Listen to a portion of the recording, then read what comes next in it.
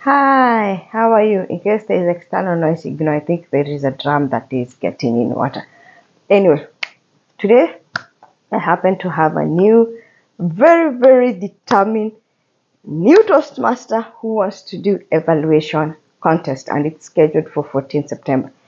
They are great, but they took me back. They took me back to the one person who taught me the art of evaluation. They took me back to Seed, and he's with our Oryx Communicators Club. Now, Seed told this story, and every time I get a new mentee, I always start with this story because for you to understand the art evaluation, you must not only understand the principles of evaluation as per Toastmasters, but you must understand the speaker, the person you are evaluating.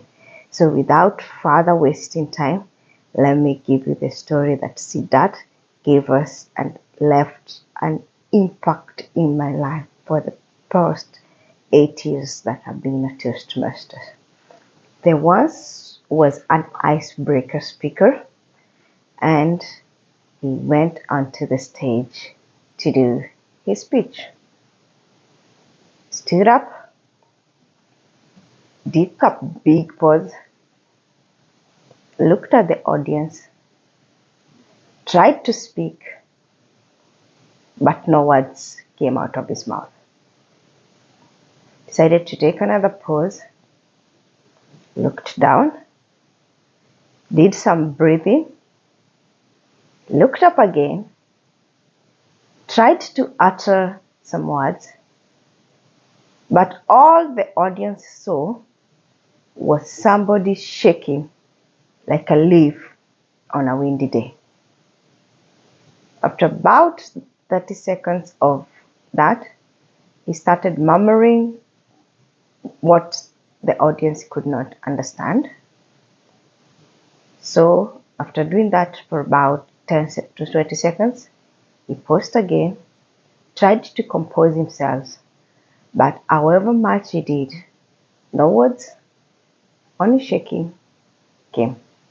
Eventually, at about 2 minutes in, the speaker gave up and went back to his seat.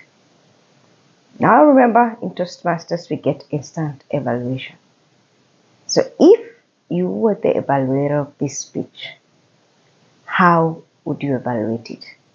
I suggest you pause here before you hear the answer that I have to give.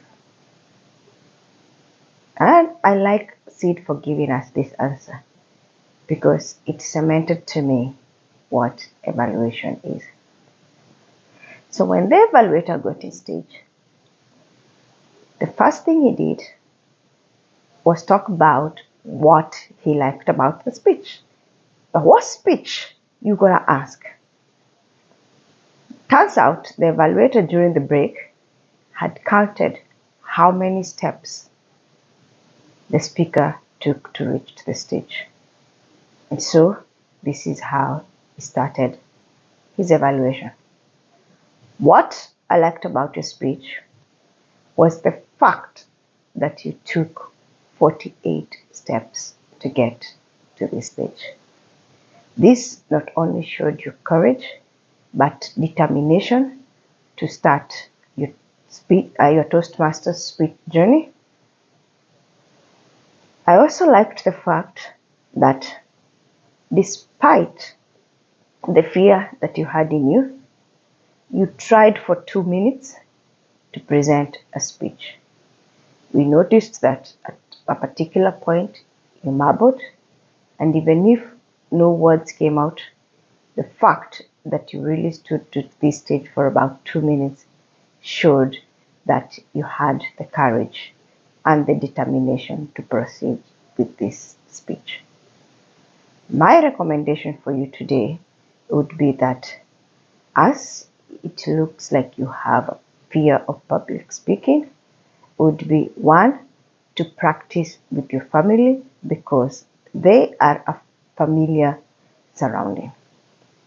Once you have practiced the speech with your family, The next person I would like you to practice in front of is your mentor. Don't send them a video. Go to them and practice. Eventually, when you feel comfortable, you can try and practice with a few friends so that you can get the comfort of speaking in front of people. Overall, I challenge you to go and practice this speech and come back and present your first Toastmasters speech. That up to today got me, because most of us would have just said there is no evaluation because the speaker did not speak.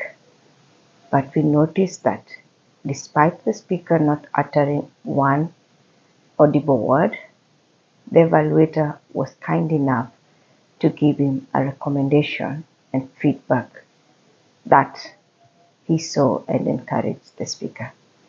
I understand that speaker is one of the best speakers currently. So today, I challenge you that when giving feedback, try to look for feedback that would encourage the individual to be better at what they do. Don't try and sugarcoat it by being positive. Do what you think will help the speaker evaluate and exceed in their Toastmaster speaking journey. All the best, and I look forward to hearing if this tip helped you. Bye bye.